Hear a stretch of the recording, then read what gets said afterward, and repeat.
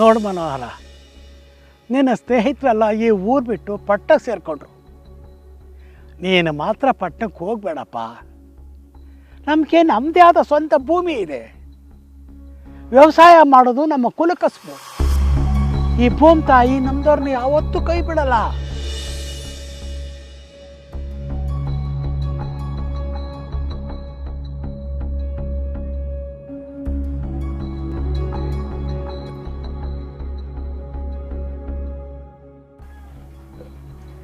ಏನು ಮನೋಹರ, ತುಂಬ ಆಲೋಚನೆ ಮಾಡ್ತಾ ಇರೋಂಗೈತೆ? ಏನಿಲ್ಲ ಶಂಕರಣ್ಣ, ಬೇಸಾಯದ ಬಗ್ಗೆ ಯೋಚನೆ ಮಾಡ್ತಾ ಇದ್ದೆ. ನೀನು ನೋಡಿದ್ರೆ ತುಂಬ ಸಂತೋಷ ಆಗ್ತೈತೆ. ನಿಮ್ಮಪ್ಪ ಹೋದ್ಮೇಲೆ ನೀನು ತುಂಬ ಶ್ರದ್ಧೆಯಿಂದ ವ್ಯವಸಾಯ ಮಾಡ್ತಾ ಇದೆಯಲ್ಲ, ನೀನು ನೋಡಿ ಎಲ್ಲರೂ ಕಲಿಬೇಕು. ಅದೇನೋ ಸರಿ ಶಂಕರಣ್ಣ, ನಿಂಗೂ ಗೊತ್ತಲ್ಲ, ಈಗ ಬೇಸಾಯ ಮಾಡೋಕ್ಕೆ ನೀರಿಂದ ದೊಡ್ಡ ಸಮಸ್ಯೆ ಆಗ್ಬಿಟ್ಟಿದೆ. ಊರಲ್ಲಿರೋ ಕೆರೆ ಬಾವಿಗಳಲ್ಲಿ ಸಾಕಷ್ಟು ನೀರಿಲ್ಲ. ಬರೀ ಮಳೆ ನಂಬ್ಕೊಂಡೇ ಬೇಸಾಯ ಮಾಡೋ ಪರಿಸ್ಥಿತಿ ಬಂದಿದೆ. ನಮ್ಮೂರಲ್ಲೋ ಮಳೆನೂ ಅಷ್ಟಕ್ಕಷ್ಟೇ. ಜಮೀನಲ್ಲಿರೋ 2 ಕೊಳವೆ ಬಾವಿಗಳಲ್ಲಿ ನೀರು ಕಡಿಮೆ ಆಗಿದೆ. ಅದಕ್ಕೆ ಇನ್ನೊಂದು ಕೊಳವೆ ಬಾವಿ ಕೊರ್ಸೋಣ ಅಂತ ಯೋಚನೆ ಮಾಡ್ತಾ ಇದ್ದೆ. ಅದರಿಂದ ಏನು ಪ್ರಯೋಜನ ಇಲ್ಲ ಮನೋಹರ. ಹಿಂದೆ ನಮ್ಮೂರಲ್ಲಿ ಬೋರ್ವೆಲ್ ಕೊರೆಸೋಕ್ಕೆ ತುಂಬ ಜನ ಪ್ರಯತ್ನ ಪಟ್ಟಿದ್ರು. ಕೆಲವರು ತೆಂಗಿನಕಾಯಿ ಭವಿಷ್ಯ ಕೇಳಿ ಬೋರ್ವೆಲ್ ಕೊರೆಸಿದ್ರು.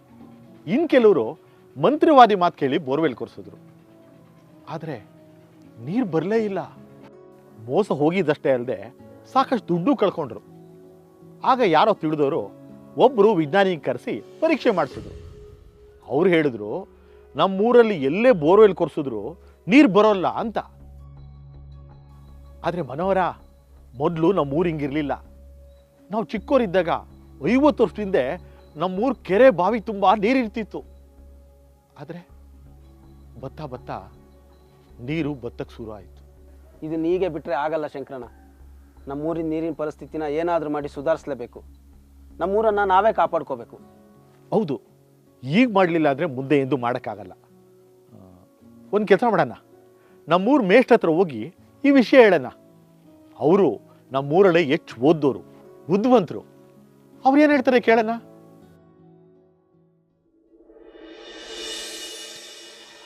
ನೋಡಿ, ಇದು ನಮ್ಮೂರಿನ ಸಮಸ್ಯೆ ಮಾತ್ರ ಅಲ್ಲ, ಪ್ರಪಂಚದ ಎಷ್ಟೋ ಕಡೆಯ ಸಮಸ್ಯೆ ಇದೆ. ಟಿವಿ ಪೇಪರ್ನಲ್ಲೆಲ್ಲ ಇದ್ರ ಬಗ್ಗೆ ಬರ್ತಾನೆ ಇರುತ್ತೆ. ಅಂತರ್ಜಲ ತುಂಬ ಕುಸಿದು ಹೋಗ್ತಾ ಇದೆ. ಈ ಅಂತರ್ಜಲ ಕುಸಿದು ಹೋಗೋದ್ರಿಂದ ಬೋರ್ವೆಲ್ಲು, ಕೆರೆ ಇಲ್ಲೆಲ್ಲ ನೀರು ಕಡಿಮೆ ಆಗ್ತಾ ಹೋಗುತ್ತೆ. ಎಷ್ಟೋ ಕಡೆ ಬತ್ತು ಹೋಗಿದೆ. ಯಾಕೆ ಹಿಂಗಾಗ್ತೈತೆ ಮೇಷ್ಟ್ರೆ? ಯಾಕೆ ಅಂದರೆ ನಾವು ಅಂತರ್ಜಲನ ಅತಿ ಹೆಚ್ಚಿನ ಪ್ರಮಾಣದಲ್ಲಿ ಹೊರಗಡೆ ತೆಗಿತಾ ಇದ್ದೀವಿ. ನೀರನ್ನು ಭೂಮಿಯಲ್ಲಿ ಸರಿಯಾಗಿ ಇಂಗಿಸ್ತಾ ಇಲ್ಲ. ಅಂದರೆ ಮರುಪೂರ್ಣ ಸರಿಯಾಗಿ ಮಾಡ್ತಿಲ್ಲ. ಅದಕ್ಕೆ ಹೀಗಾಗ್ತಿದೆ. ಈಗ ನಿಮ್ಮ ಅಕೌಂಟಲ್ಲಿ ಬ್ಯಾಂಕಲ್ಲಿ ಒಂದು 50,000 ರೂಪಾಯಿ ಇದೆ ಅಂತ ಅಂದ್ಕೊಳ್ಳಿ. ಆ 50,000 ರೂಪಾಯಿನ ನೀವು ಪ್ರತಿ ದಿವಸ ಡ್ರಾ ಮಾಡ್ತಿದ್ರೆ ಒಂದಲ್ಲ ಒಂದು ದಿವಸ ಖಾಲಿ ಆಗೋಗುತ್ತೆ. ಅದು ಖಾಲಿ ಆಗಬಾರ್ದು ಅಂದರೆ ನೀವು ಬ್ಯಾಂಕ್ಗೆ ಡೆಪಾಸಿಟ್ ಮಾಡ್ತಾ ಹೋಗಬೇಕು. ಹಾಗೆಯೇ ಅಂತರ್ಜಲ ಕೂಡ. ಈಗ ನಮ್ಮೂರನ್ನೇ ಉದಾಹರಣೆಗೆ ತಗೊಳ್ಳಿ.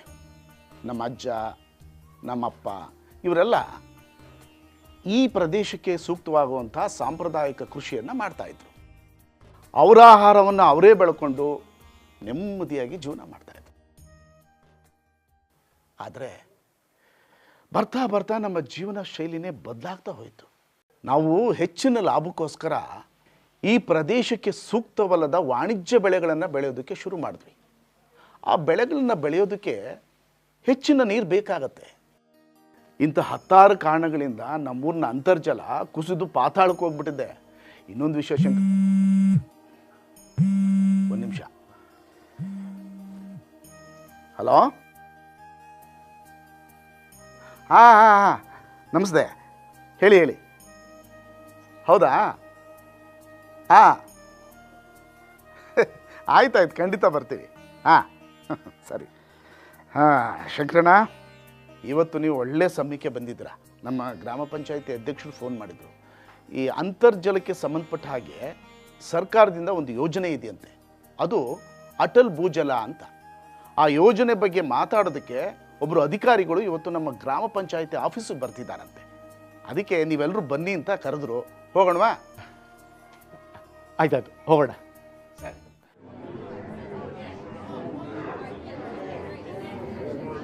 ನೋಡಿ ಮಹಾಜನಗಳೇ, ಅಟಲ್ ಭೂಜಲ ಯೋಜನೆ ಅನ್ನೋದು ಸಮುದಾಯ ಸಹಭಾಗಿತ್ವದಲ್ಲಿ ಅಂತರ್ಜಲ ನಿರ್ವಹಣೆಗಾಗಿ ಜಾರಿಯಾಗಿರುವಂಥ ಯೋಜನೆ.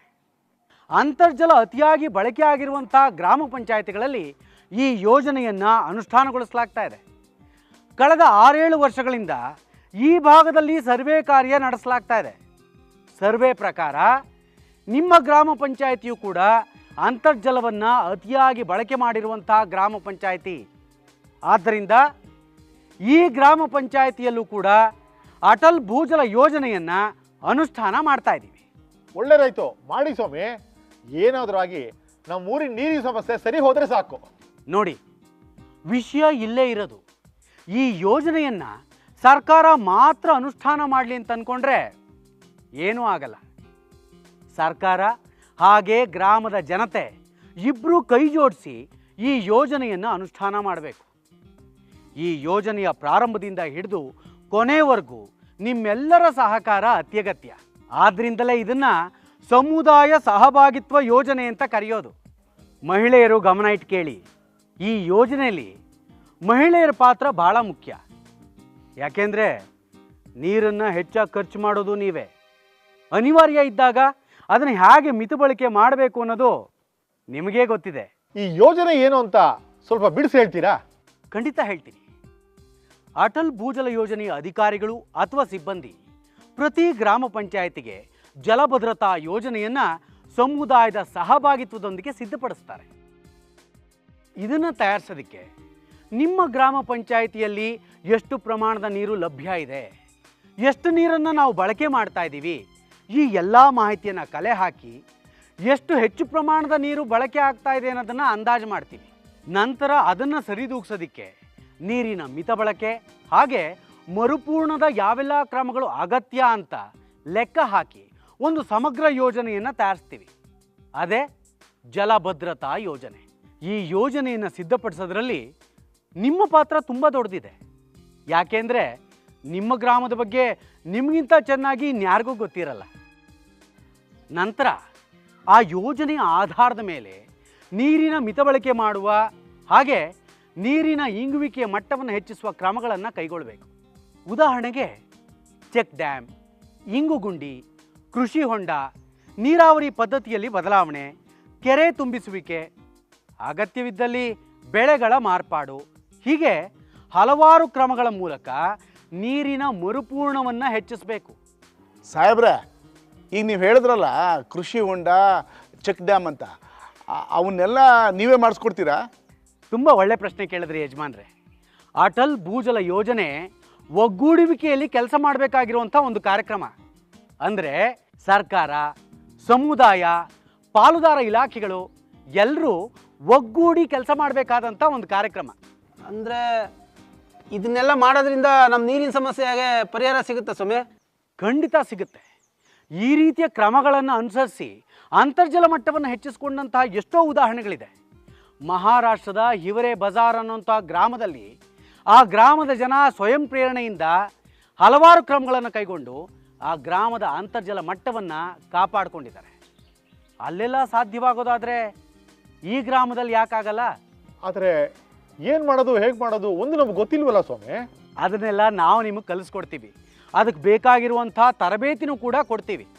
ಯಾವ್ಯಾವ ರೀತಿ ನೀವು ಯೋಜನೆಗಳಲ್ಲಿ ಕೈ ಜೋಡಿಸ್ಬೋದು ಅನ್ನೋದನ್ನ ಮುಂದಿನ ಸಭೆಗಳಲ್ಲಿ ವಿವರವಾಗಿ ಹೇಳ್ತೀವಿ. ಮೊದಲಿಗೆ ಎಲ್ಲರೂ ಸೇರಿ ಈ ಯೋಜನೆಯನ್ನು ಯಶಸ್ವಿಗೊಳಿಸೋಣ ಅಂತ ಪ್ರತಿಜ್ಞೆ ಮಾಡೋಣ. ಏನಂತೀರಿ?